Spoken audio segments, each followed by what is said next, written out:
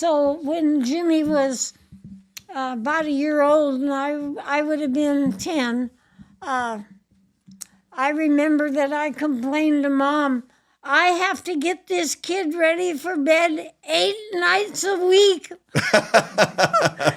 And I meant it too. Because in those days, living in the country, having an outhouse, and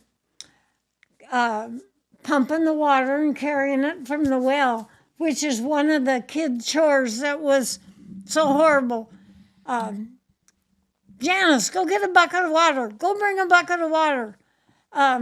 Going out, pumping the water, Yep. carrying the bucket in, and then it seemed like about an hour later, hey, the bucket's empty. Go get it. Yeah. Anyway, so we were in the country going barefooted. We had dirty feet. We had to wash our feet before we went to bed. We all did. Everybody did. So I had to wash his feet. I had to put his night diaper on because he still wet the bed. I had to get him out of his clothes and into his pajamas. Of course, he was acting like a year-old baby will. And then I had to sleep with him because I never slept alone till Dorsey died, because I slept with my little brothers until I married and left home. Slept with my husband. And we were married 68 years. Oh, wow. That's incredible. So one of the things I did, since I had never slept alone in my life, I kept, after Dorsey died, and it's funny because, see, I couldn't talk about the baby without crying, but I can talk about him. Oh. But I kept thinking that he was over there in bed. I've talked to a lot of widows, and a lot of them have that same, you wake up in the middle of the night and you think they're there, and you know they're gone. So I got a twin bed. Yeah. I got the queen-size bed. I took it out by the road. Well, my grandson helped me. Cody helped me. And we took that whole thing out there, bookcase, headboard, bedding, everything. And all you do, you put it by the highway and put a free sign on it. And good for you. And then Cheryl gave me the twin bed that they had bought for April that she never would sleep in. Yeah. And so I have a real nice twin-sized bed. And, it's kind of nice. I can read if I want. Way into the night, I can get, if I can't sleep, I can read. Yeah. I love that you like to read. That's really, that's something I can't do. So I always appreciate people that can do that, because it's not easy. I was wondering if we could go back before I rudely interrupted us. You were talking about Dorsey volunteering for the Korean War, so he wasn't drafted. Was that so he could kind of choose where he was going? Yeah. So first he tried to get in the Coast Guard because his uncle Ted was a Coast Guard career man. But they wouldn't take him because he was married. So then he tried to get in the Navy, and I'm sure glad he didn't. They wouldn't take him either because he was married. Yeah. Because, see, with the year we ran the lookout, we were only 19. Oh, that is so cool. I What a got life. another good story about that. Let's hear it. I've been up in multiple lookout towers, and if people that have never been up in one, or nowadays you can go on, I think, YouTube, and they actually have where people have put cameras in lookout towers, and you can have it like just on a screen. So and I encourage people to do that, because when you go into a lookout tower, they're strategically placed to look over a large area of landscape, and they're incredible. What a life. That is incredible. We had to go down to the creek and wash our clothes by hand. That water was ice cold. And Dorsey helped me because my hands, I have a lot of trouble with my hands, and so I think I was even having trouble way back then. And my hands would hurt so bad from that cold water that I couldn't stand to wash the clothes. Can you believe that right now there's people jumping into ice cold water just for fun called cold plunging? And you were doing it for washing clothes. Yeah. It's this big trend right now. We had to get on our knees on that creek bank with the rocks and all. And you were cold plunging before it was cool. Yeah. And then, of course, my mother-in-law had sent Bunk. Bunk was 14, so it was time for him to get out of the house and go live with somebody else, us. Oh. So then she didn't like it because he had these neon orange socks that were in style right then. And I left him hanging on the clothesline and faded him. And, I wish I would have said, wash your own kid's socks then. Here I was washing his socks in an ice cold creek, and she was complaining because they were faded. But anyway, 2 stories. One thing was we had a little wood stove. They called them camping. I know exactly what they are. Yep. Little things about so high. Were they the ones that you could assemble, where you'd put the leg? They could come in a pack, and you could put legs on them. Or this was like a little cast iron wood stove, just like a great big one, only. Okay. Little. And we had one of them so that I could cook and bake. Yeah. And of course, one of the things we did as teenagers, one day I mixed up a batch of sugar cookies, and Dorsey and I were talking that our mothers never let us eat the cookie dough, and he and I ate that whole batch. Oh, that is so cool. we just ate the cookie dough. But the other thing was that since I was living in a 10 by 10 tower, and we had no running water, I would say the dishes would all get dirty before we'd take them down the creek and wash them. So this particular day, everything in the tower was dirty. Well, you had to keep everything below the level of the windows, except for the firefinder in the middle of the tower. And the firefinder, of course, was a circular map with the lookout was in the center of the map. And when you would see a smoke, say I'm in the tower and I see a smoke, I take my firefinder and I turn the lever to get the azimuth. The azimuth, yeah. And then another tower over on another hill sees that smoke, and they get the azimuth, and the 2 lines where they come together, that's where the fire is. Yep. And they ought to be doing that to this day. Yeah. Because these forest fires wouldn't have happened back then. They caught them right away. Isn't that the truth? So put them out. So my family owned a logging company. Stepdad's a forester, and we say that all the time because my family's lived through that just like you have, and it's turned into a business now, and that's the sad part because back then they spotted the fire and there was no government involvement. The foresters and the loggers and the landowners, forestry. And they went and they put them out. So one of the best things about the tower was, I should tell the story first or I'll forget it. This particular day, 2 things happened. Well, one thing was we were the worst poachers in the whole world. The whole Hayes family was. When we wanted deer meat, when we wanted to eat, we got a deer.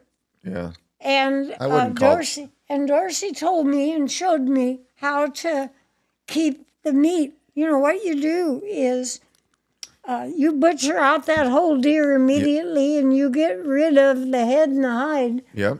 So that you won't get caught. And you take it clear away somewhere and dump it, or else you dig a hole and bury it somewhere. And the meat, you cut off the bone. In fact, down south, they butcher those deer like it was a beef, and they ruin the taste of it because they saw the bones. Because they saw the bones. They leave the bones in there, yep. Yeah. So you take we had these gallon glass jars. People used them for milk. And you take this gallon jar and you layer these steaks, these venison steaks, in the jar. You salt and pepper them, and you fill the jar up, and you put a lid on it like a piece of cloth or a piece of screen, something that makes sure the flies can't get in it. And you'd go out in the woods, like where the cabin was. When Dorsey showed me, we were still dating then. You go out there, you dig a hole, you bury this glass jar with the venison steak in it. You bury it deep where it's cold. And you go back to the house. You don't use the same different path every time. You don't want to make a path to that. Well, you guys were serious. And, This is quite the operation here. and then when Marcia wanted to cook supper, she'd say, "Son, go out and get the meat." And so Danny or Dorsey would go out and get enough steak for supper and bring it in. And they had, and we never had any, in my family,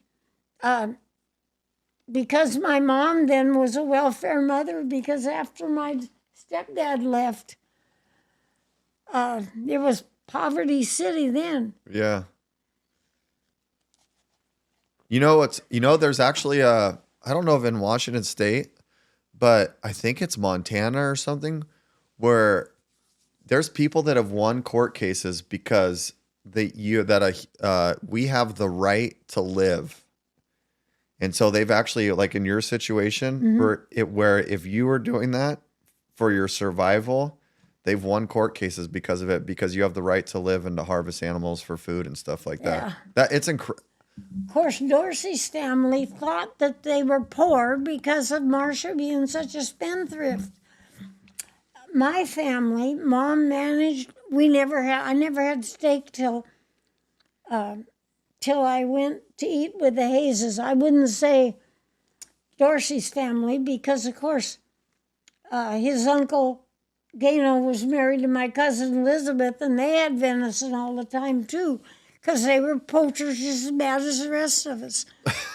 And so anyway,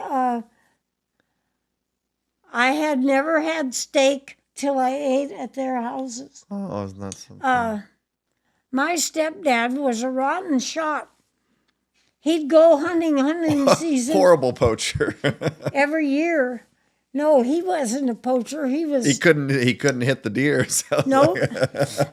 And you won't believe this, but he went hunting with these other guys every year we were married to him for 7 years.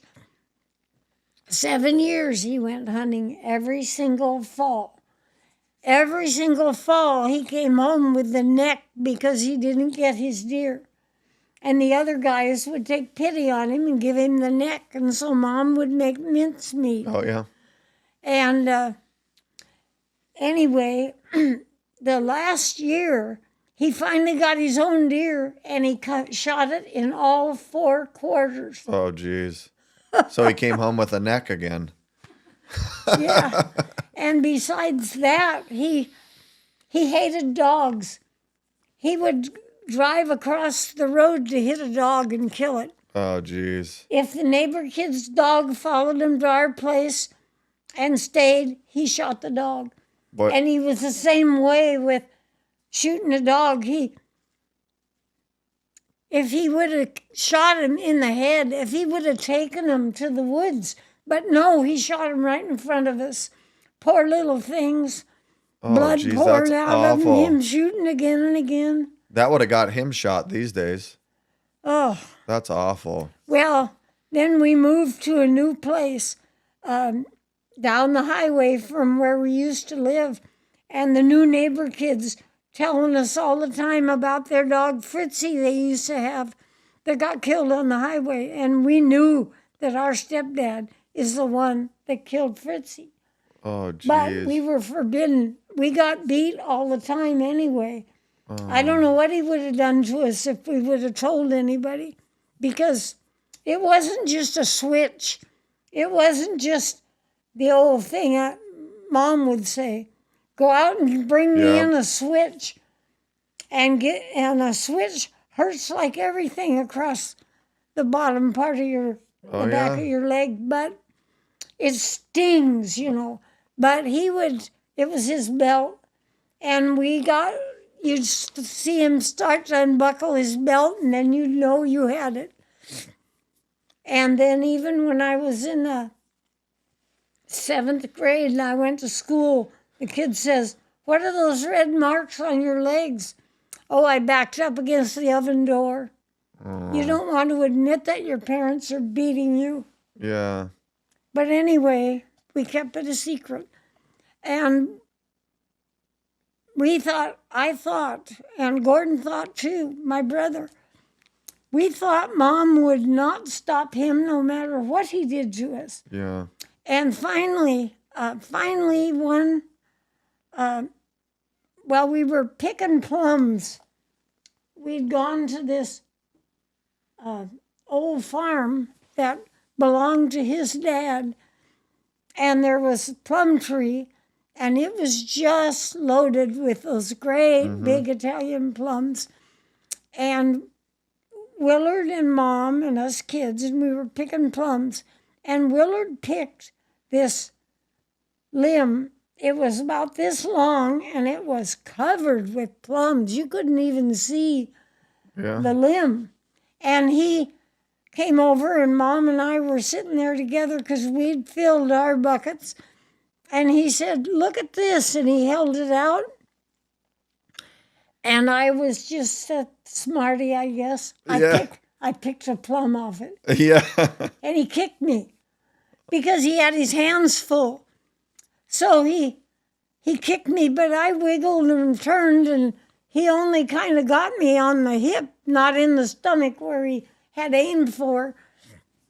And Mom, but of course I yelled, because the thing is, you got to bawl, you got to yell, you got to cry, because they're going to beat on you until you do cry. Yeah. So the quicker you cry and the louder you are, the sooner they'll stop. So anyway.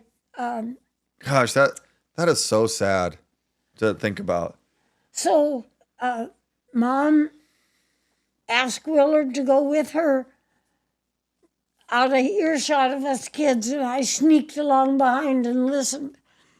And she told him, if you ever kick another one of my kids, you are leaving. But of course, he'd already left once and come back, because he ran away with the woman next door, the woman up the hill, while I was babysitting her kids. Oh, jeez. While him and Mom went to a dance, and Mom was way far along with Gary, 6 months or so, I think. And Edith, I wondered why.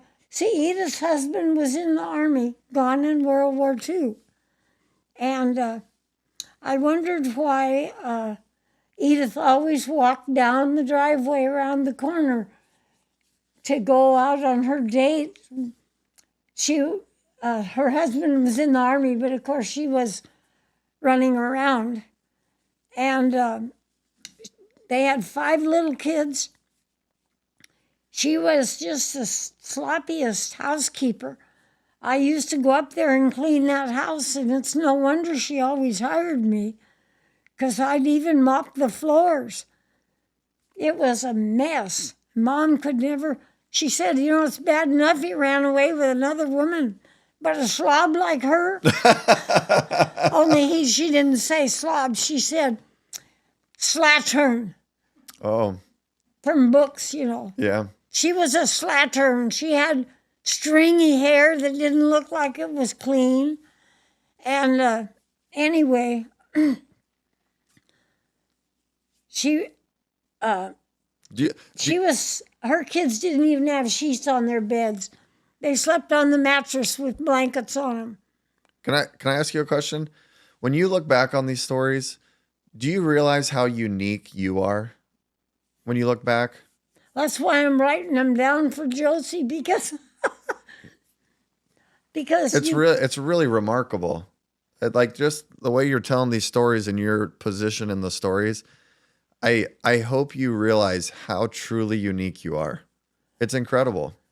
well, I do think that the things that I have done and lived through, nobody could do that now. No. I know that. Yeah, I don't think so. And I bet you not very many did, back then. Then, yeah, because I kind of kept it a secret. The kids at school had no idea what my life was like at home. Yeah. And we didn't go, well, I knew better than to go to, if I went to the school nurse or anybody and talked about my stepdad beating us, we would get the worst one you ever could even think of. Yeah. He probably would have killed us. But in fact, when Mom told him that, I knew then that she wouldn't actually allow anything. Yeah.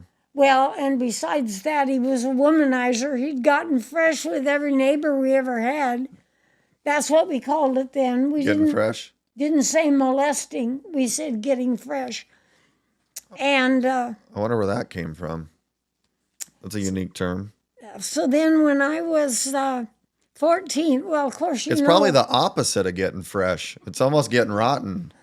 we had to take our baths in a wash tub Yeah. in the middle of the kitchen floor, heat the water on the stove, and I was in the living room taking my bath, and we would pull the curtains and lock the door usually, and the men and boys had to stay outside, and I was taking my bath, and I looked up, and Willard was standing in the kitchen, and he was looking at me, and I did not like the way he was looking at me. Oh, I bet not.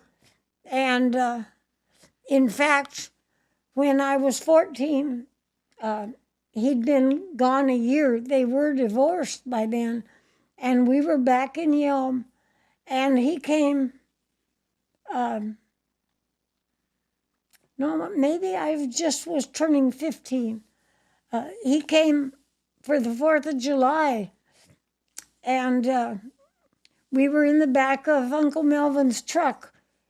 Melvin had picked him up from the bus station in McKenna, and the trailways used to stop at what's Walt's Tavern now. Used to be a bus station, convenience store, cafe, tavern, bus station.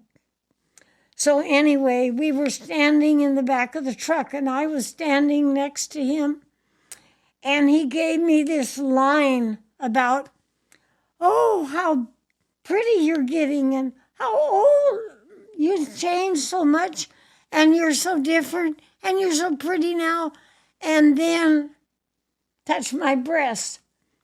And then, of course, one of the things that we had learned when we were very young was don't ever talk about sex. Don't ever talk about body, private parts. You'll get in all kinds of trouble if you do. In fact, one time, my sister and I we upended this baby doll to look at its bottom and see if we could tell, was it a girl doll or a boy doll? And one of our aunts saw that. They, the grown-ups, it seemed like they spied on us just to see if they could catch us doing something to punish us for. So Then my aunt come out of the house and she said, "Oh, you nasty little girls." That was their favorite word. Nasty, nasty. Everything was nasty. "You nasty little girls." Janis has to come in the house and take her nap. And Mary Louise has to go read to Grandpa because Grandpa was in bed from his heart attack. Oh. And one of her punishments was to be made to read to him. So they would make me take a nap as punishment or just to get me out of their hair. Yeah. And one time my Aunt Margaret came in and I was laying there with my eyes shut because I couldn't sleep in the daytime. Yeah. And It doesn't she seem like there's said, any slowing you down. "I know you're awake. I can see your eyes moving."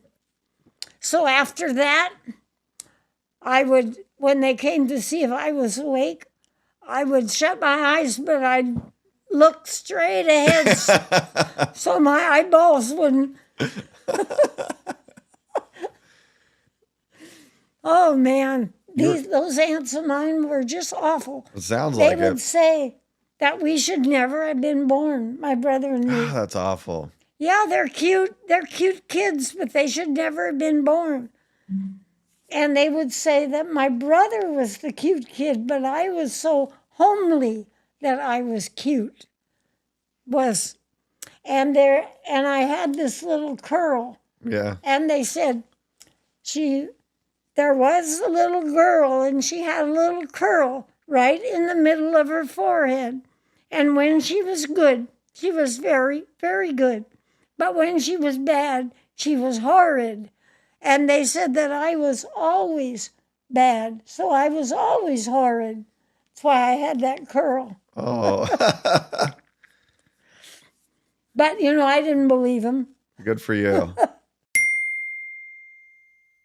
If you're enjoying watching this podcast and the stories that are being told, it's not just about that. There's something bigger going on. The family of the person sitting in this chair right now will have their life story documented forever. Our private interviews give your family the opportunity to preserve their stories and legacies indefinitely. This opportunity is created through a comfortable experience, high quality audio and video, and a team that truly cares about the stories of the generations that lived before us. We view this as a digital time capsule. It offers you the opportunity to preserve your family's stories, not only for now, but for generations to come. There's something to be said about hearing stories from the individual who lived the stories and to hear it from the cadence of their voice with their facial expressions. We have the unique opportunity where we can do it by video call, we can do it in person in the studio, or we can pick up our studio and bring it to you. We should never take the moments that we have with our loved ones for granted, no matter their age. The most consistent regret I hear is that people do not record their loved ones. If you'd like to purchase the opportunity for you or your loved one to sit down in our studio, do a video recording with us, or for us to come to you, please check out www.wrinkledwisdom.org. That's www.wrinkledwisdom.org. Thank you for supporting the podcast. Now back to the episode. So you said that like God brought Dorsey to you, and you guys were married for 68 years, and you're a lady of faith. It seems I like wasn't then. you weren't then, but as life progressed, things Yeah. started to show up where you were like, somebody's looking out for me.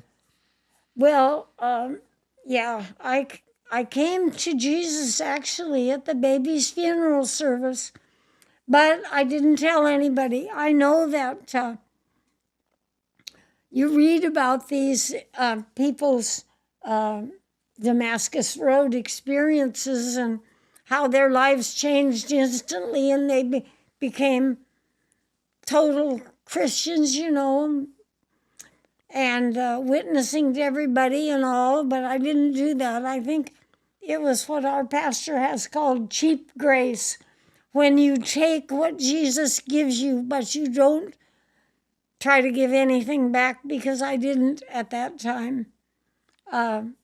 I thought everybody will think I'm crazy. They'll think I'm a religious fanatic. And I had a near-death experience when I had Cheryl.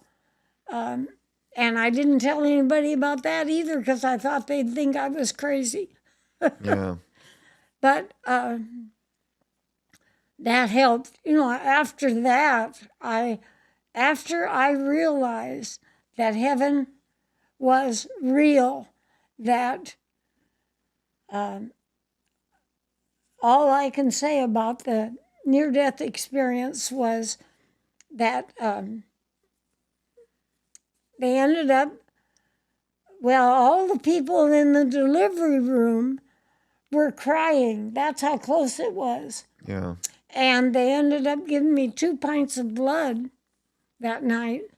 And, but when I thought they were giving me anesthetic when I blacked out, but I guess it was because of the loss of blood. And it was the most wonderful, peaceful thing. I had no troubles. It was so marvelous that I still can't put it into words. That's the trouble. You can't put it into words. I didn't see a bright light. I didn't see Jesus. I didn't see anybody. They brought me back before I had a chance, I thought. But later I thought, how could I feel so peaceful and happy when I was leaving my husband that I loved and 4 little children? The baby I was having, besides, of course, she would have died with me. Josie wouldn't be here. Oh. If my life hadn't been saved, if Jesus hadn't said, Not done although with you. he didn't, nobody said these words to me, but I have thought, there are more things for you to do in life. It's not time for you to come to heaven yet. Well, I didn't get to heaven, but I almost did. And that deepened my faith. Yeah. And I began to speak it. And of course, I'd always gone to church. I'd taken the kids to Sunday school in the military, in the Air Force. And so that's where Dorsey ended up, was in the Air Force? Yeah, they would take a married man. And I tried going to Seattle and going to work while he was in basic training, because Dorsey's grandmother, Josie, I just loved her. She was the best friend of mine. She was a friend of mine before I ever met Dorsey. Okay. And Josie told me that if I would come up there to Seattle and work for a couple of months, I could have a real nest egg when I joined Dorsey in Texas. But I was so homesick. And besides that, I was a worker, but that woman, I went to work as a nanny, you would say, for this rich couple in Bellevue. Bellevue? Anyway, no, it was Bothell. Okay. Bothell. Yeah. It's been so long. I'll tell you, she was trying to work me to death, I think. When I got there, he was a businessman, so he had all these white shirts that had to be ironed. And then there were 3 preschool kids. And first she just left. I was with the kids alone all day, every day, and had to get all this work done. And it was a 2-story mansion, really, hardwood floors and everything. And between the child care, and then she brought her mother home, and her mother had an ulcer. She was an invalid. And then her husband had surgery, and he was in bed, and I was supposed to take care of him. And anyway, I quit. Yeah. I went back home. I was real homesick besides. But Josie and I had the best time on our days off. She was working in the Lutheran home up there. And on our days off, Josie and I would meet in Seattle.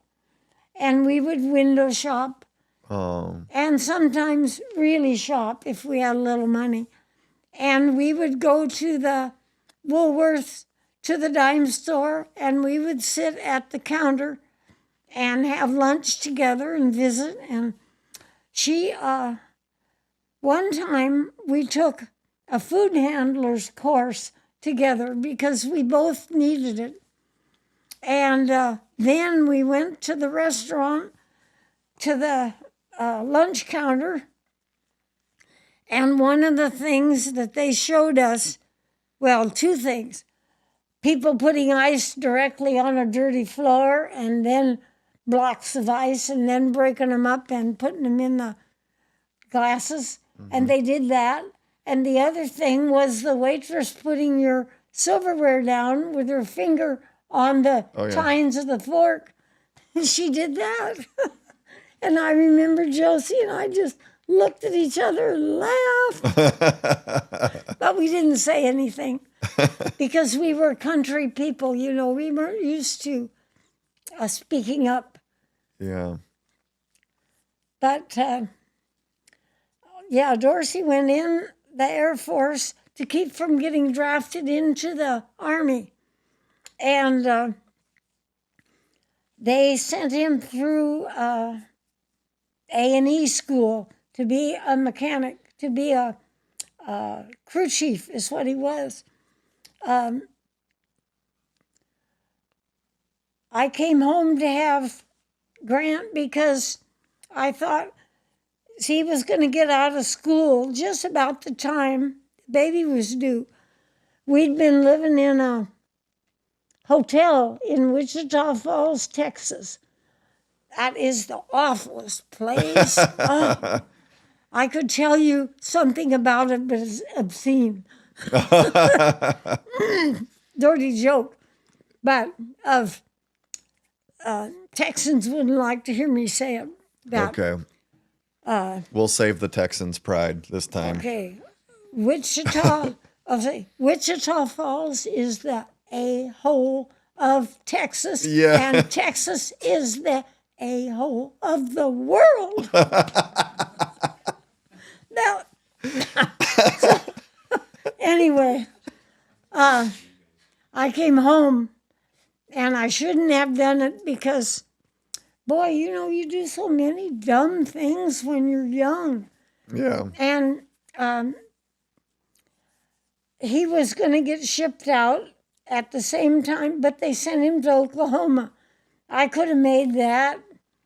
9 months pregnant, I could have got to Oklahoma from Texas. So, and then when I had Grant, when he was a week old, I got mastitis, and I got penicillin poisoning because penicillin had just become available everywhere, and they didn't really know much about allergies. He was a week or I think 10 days old maybe when that happened, and I was at Mom's, and I got up in the middle of the night to feed the baby, nurse the baby, you know, and my hands were swelled up. I couldn't unpin his diaper. I went in and woke Mom up and scared her so bad because I didn't know it, but my face was all swelled up. Yeah. Well, then that was the next day. The next day I went to the local doctor instead of out to Madigan because or McCord. They had a hospital at McCord then. Well, we didn't have a car. My uncle Melvin had to take me everywhere. And so they took me to the doctor, and I sat next to one of my high school teachers. And when they called my name to come back to the doctor, he couldn't believe it because he didn't know it was me. He thought it was an old lady Oh. because the bottom of my feet were swelled up too. And I was hobbling. Yeah. My face was swelled up. My lips were inside out from the swelling. And my hair, I had scratched my itchy head, and my hair was standing up like a Fiji Islanders. So anyway, we got through all that emergency, and then when Grant was 5 weeks old, he got a strangulated hernia. And he had to have emergency surgery in the middle of the night at Madigan. And those people that did the surgery were so happy because they said that when they freed the intestine, it just pinked right up, and he's going to make it. But I wasn't worried because I thought God will never cause me to have 2 babies die in a row. He won't do that to me. So I didn't worry. I didn't know that Grant was actually, his life was threatened.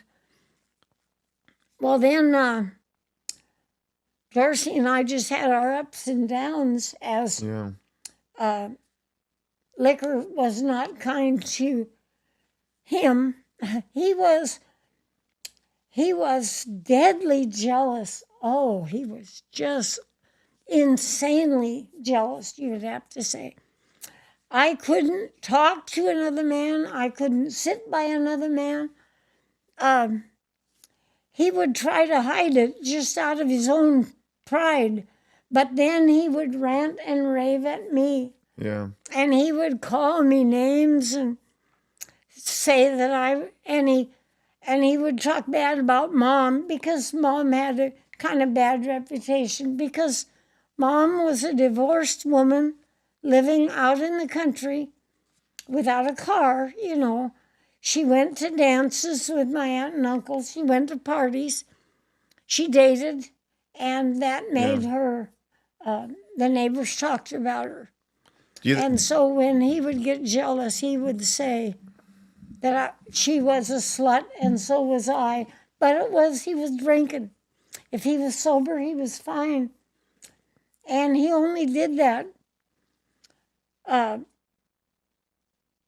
The worst things that happened when he got violent with me was one time we got out of the service. We were in 10 years because when he had been in the service 4 years, he would get discharged. He had enlisted for 4 years. Yeah.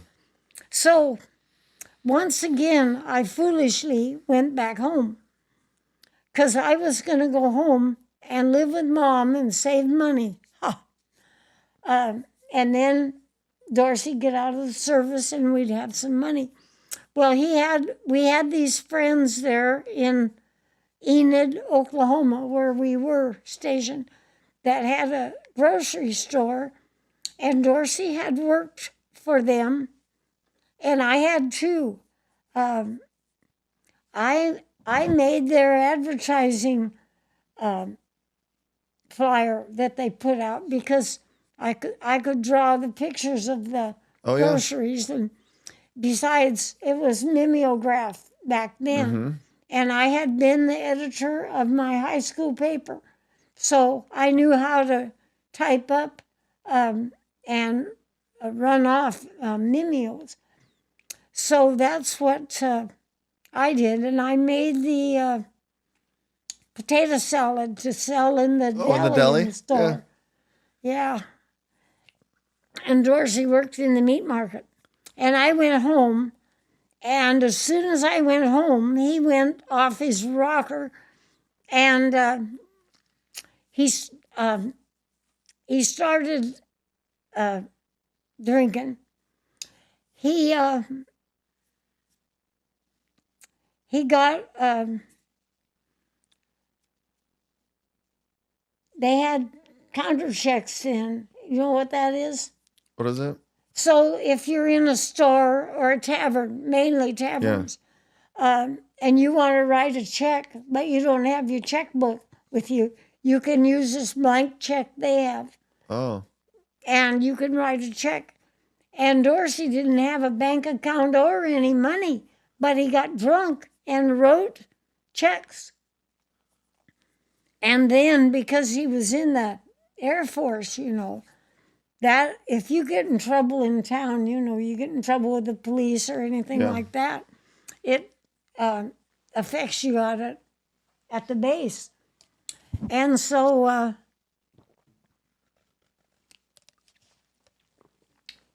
Dorsey had written $400 worth of oh wow. checks. He didn't even know where or what for. And so our friends, they called me up and they said, you had better come back. I don't know how you're going to get back, but you had better come back.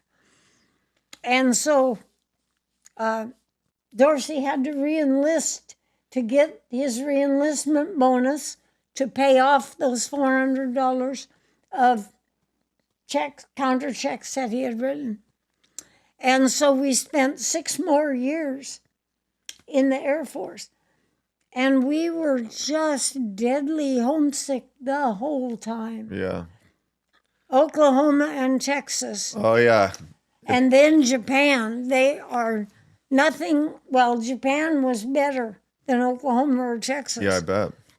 And you just, we're used to the scenery here. I was just gonna say, I've been to every state but Hawaii, and I can tell you, if you're from Western Washington and you go to Oklahoma, it's like a different world. And you're used to the water and the rivers and the mountains and the trees. And you go down, well, anyway,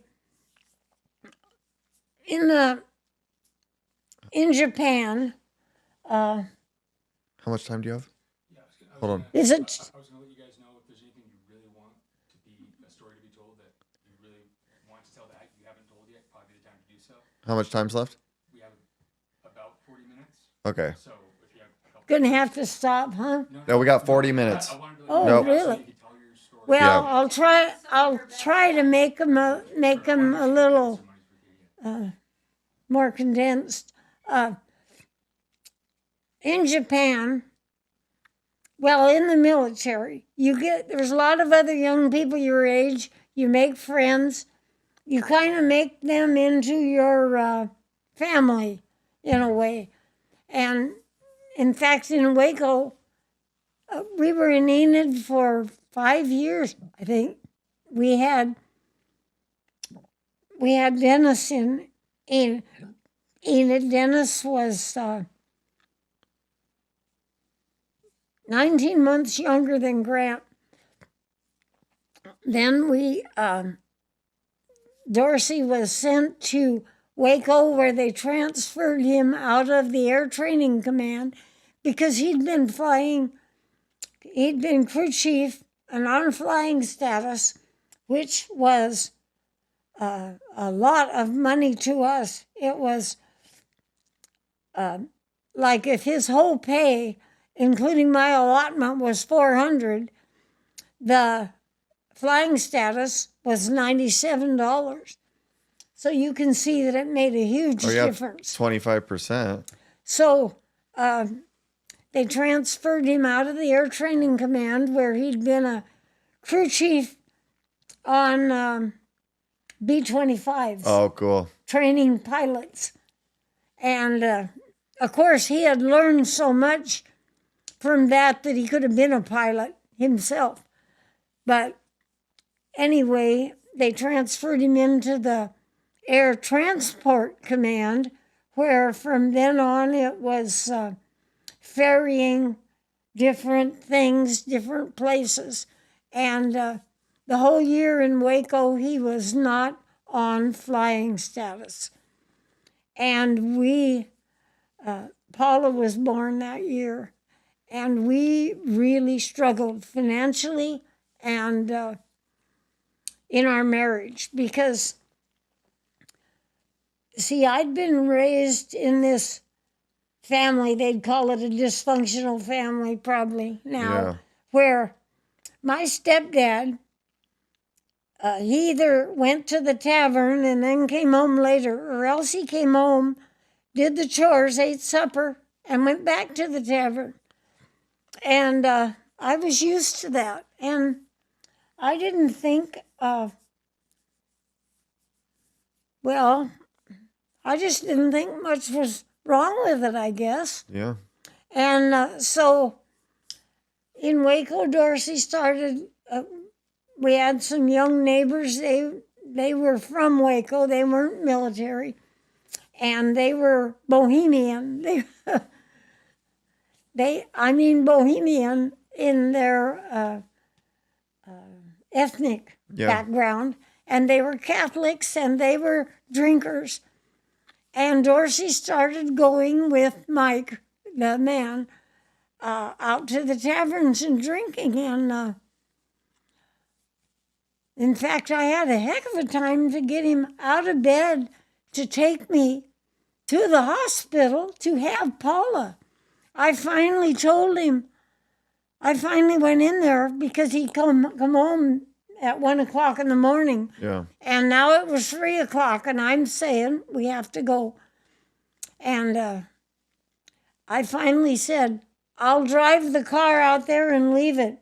You can find some friend to take you to work and pick up the car. And so then he got out of bed and took me to the hospital. Yeah. And then I said to him, be back here at 6 o'clock. I'll probably have the baby about 6 o'clock.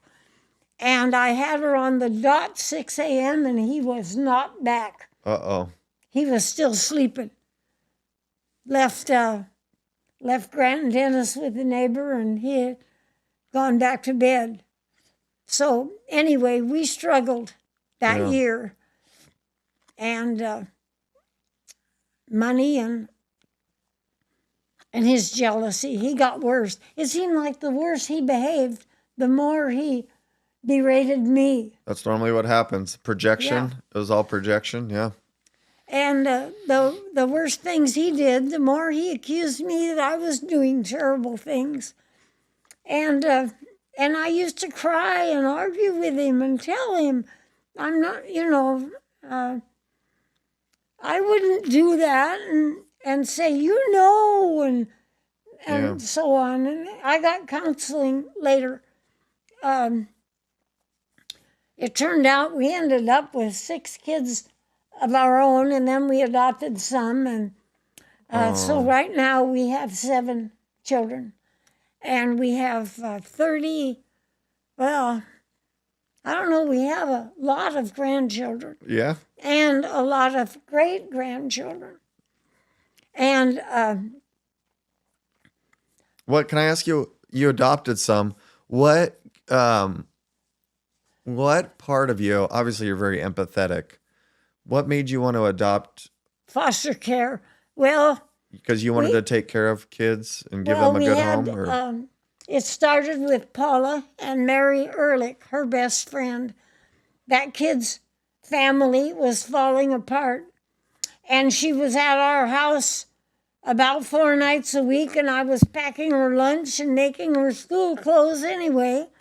So I thought, well, she might as well just come and live with us. Yeah. And her mother by that time was on welfare, and her dad was dead. So on welfare, the way it is that you say, okay, you want aid for dependent children. That's what it was then. I don't know how it is now, but that hasn't changed, I don't think. If you have 1 child, they give you so much. You have 2 children, they give you a little more. 4, that's the limit. It doesn't matter if you have 8 kids. If you get paid for 4, that's the maximum. that they pay. Yeah. So we knew that we could take Mary, Paula's friend, to live with us, and it wouldn't cost her mother anything because she was already getting the maximum and she still would. And so we just let her come and live with us, and we already had Dorsey's cousin Tammy living with us because her folks had moved to Canada and she didn't want to go. So she lived with us. She was older than our oldest daughter. And I now look back and realize that we should not have done that. It replaced our oldest daughter in our family, and it was a bad thing for her. But at the time, these kids need us, they need help. And Dennis's friend Danny Cook came to live with us too because his mom and dad had kicked him out. That's what they say when the mom says, "You cannot do this and live under my roof." The kid says, "Okay, I'll leave." Yeah. And then they go tell everybody that their folks kicked them out. So if you wonder how I learned these things the hard way. Yeah. And anyhow, we had Mary as a foster child, and Mary and Paula together were wild. They were horrible. They were out of control, and as long as they were okay with each other, they didn't care what anybody else said or what anybody else thought.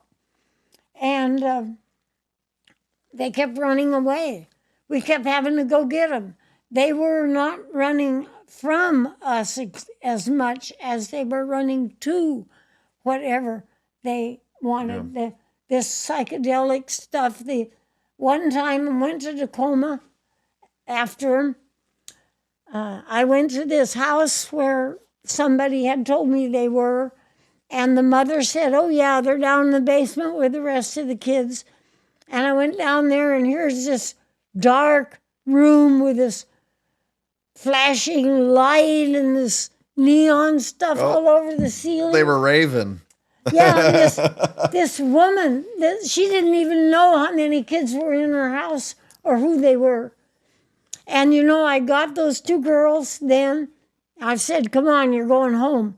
Got them in the car, got out to Spanaway, and my darn car broke down. And I had to have it put on a lift. Yeah. And we had to get out of the car, and those girls ran away again. Right back to the rave. Yeah, I'm standing there with my car up on this lift, and those two girls are hoofing it across Pacific Avenue, heading back downtown, Oh, it was horrible.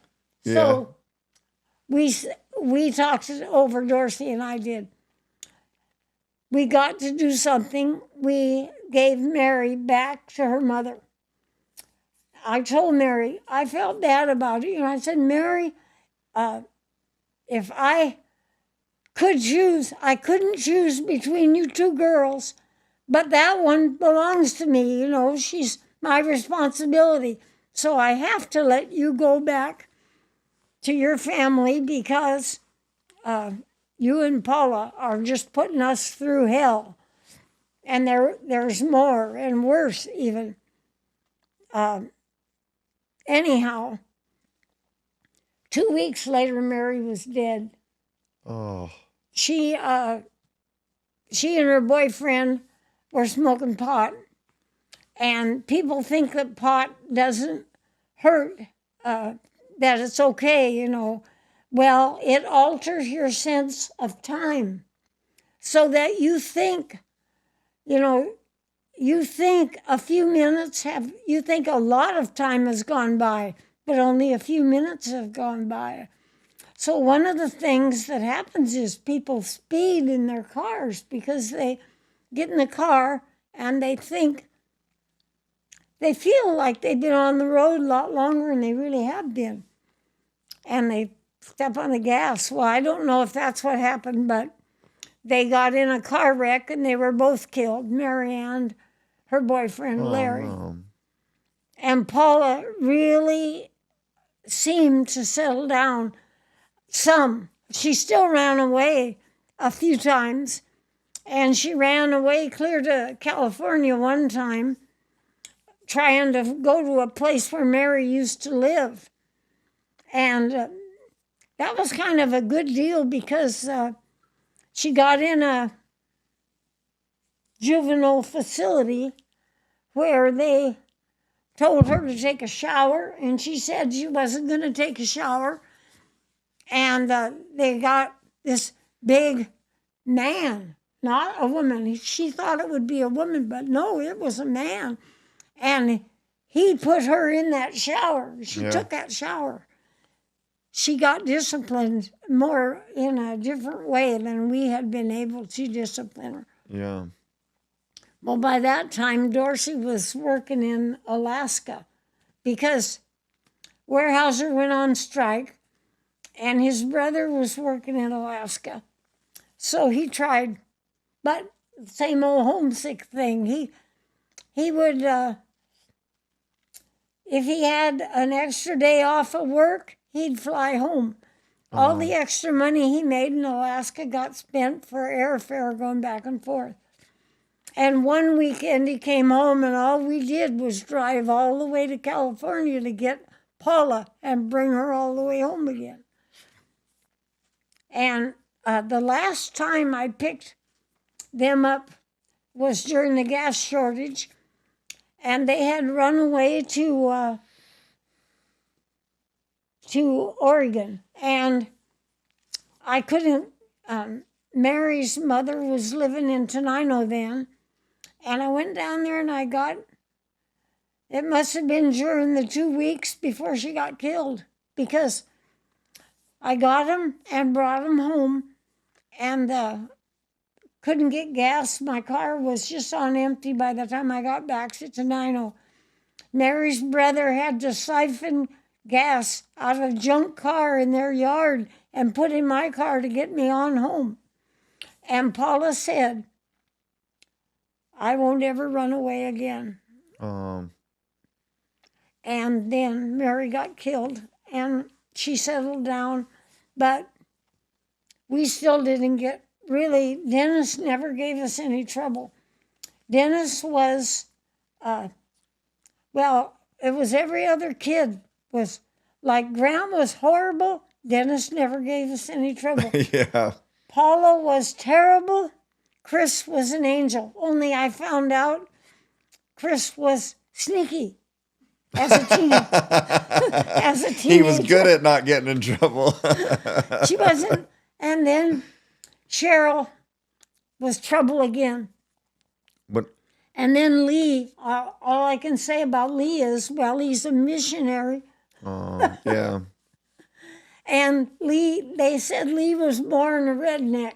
Oh, He yeah. never wanted to do any of that stuff. He never wanted to party. Yeah. He'd go out where they all partied so that he could pick up the flashlights and things that they lost, the Yeah. partiers. He was capitalizing on an opportunity. Yeah, yeah. Before, how much time do we got left? 20 minutes. So I was wondering, for the last 20 minutes, can I ask you some questions Yeah, of why reflection? I'll try to be a better listener. No, you're great. Don't. I try. It's your story to tell. I do try. I've tried my whole life. No, you're great. I love it. Trust me, I absolutely love it. I'll be thinking about this for a long time. That's why I'm going to try and suck some wisdom out of you. So when you look back on your perspective of like looking back on all of the years that you've lived and your scenarios, I can tell you're a very empathetic person. What are you very prideful about of yourself that you look back and you're proud that the characteristics or the things that you've done? I think that I'm really glad that I went to work outside the home, that Dorsey didn't want me to go to work because back then that would mean he felt it would mean he wasn't a good provider if I had to work.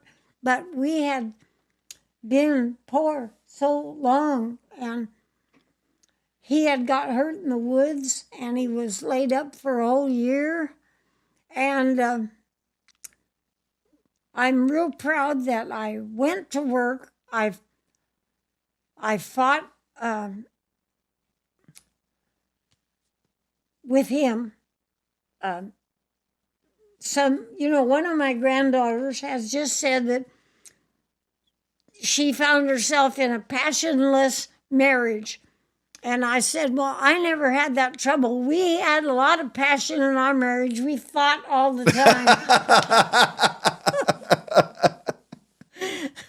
But anyway, and I went to college, and he didn't want me to. He didn't see any sense in it. But as I would say, as luck would have it, but now I think it's as God would have it, when I had enough credits to I had a year's credits under my belt. I worked for Head Start. They got a grant that would allow them to open another classroom if they had a former parent, which I was, a former parent who had a year's college who could work under a certified teacher. They could get this grant. And I was the one who qualified. And my paycheck doubled in 1 month. And I don't remember what I was getting then, but it would be like you got $200 1 month and you got $400 the next. And when I brought home that paycheck, Dorsey said, maybe it is a good idea for you to go to college. Yeah, good for you. And then I finished, and I graduated when I was 35, and Dorsey took the day off and came to my graduation. But, I always studied. He went to work at 4 a.m. The kids caught the bus at 6, and I studied during those 2 hours. His brother was a surveyor, and one night Dorsey wanted him to do something. Can't, I have to study. Dorsey says, oh, lady went to college. She never studied. Yeah. Oh, that's so incredible. So that's what I'm proud of. I'm proud of the fact that I fought my way through it. Women that that don't stand You up. have to pull that back in. You swing it right back in, just so we can. Yeah, there you go. You're good. They don't stand up for themselves. Yeah. When Grant was 4 months old, he was crying in the night, and Dorsey was going to spank him. And I said, you spank that baby, and I am leaving. And I'll go down the block, and I'll stay with Ruthie's parents, because I'd already made a friend there. There you go. And I said, if you spank that baby, that's what I'm going to do. And he didn't do it, And in fact, he never was abusive to the kids. And women have to stand up to their husbands. Yeah. They have to. Children are helpless. That's the truth. Their parents have got to stand up for them. I appreciate you saying that, because with my daughter, she's 10, in her situation, I tell her, well, she knows now, obviously, but when she was like, when I took her full time, I've always been really close with her, but I just told her, I was like, this is your life. And as together, we're going to do whatever we can to make it successful. But I need to know how you feel and what you think, or I can't guess. And I will always steer you in the right direction. And when I told her that, it was like, she just felt like Dad has my back. This is it. And I watched her. I mean, she was already really on top of it, but I think giving her that reassurance that it was like, I want you to, even with me, I tell her to, because she'll push back on me. And I bet you 75% of the time she's right and I'm wrong, and I think that that's really, especially with women, because I think about with how many women I have quite a few female friends over the years maybe because of my softer character, but they've confided in me and told me things where they've been taken advantage of in some way. And I think with raising girls, that's my biggest fear. And so I tell them to be, if they're disrespected as children and you don't let them speak their mind or have, where they get to protect themselves, they're more likely to do that as an adult. And that's my biggest fear. So I really appreciate you saying that, because I think it's so true. And I Well, think it needs to be told. the times we were molested and abused, we didn't speak up. We didn't say anything. And I think you're absolutely right that you've got to let your children speak their minds. And I've heard some of my grandchildren say to their children that they can be angry, but they can't be abusive, can't hurt anybody. Yeah. And I just think that's really good. Yeah, I think so too. To I think we got allow children to express their feelings. If we expressed our feelings as children, they called that being sassy, and they punished us for it. Yeah.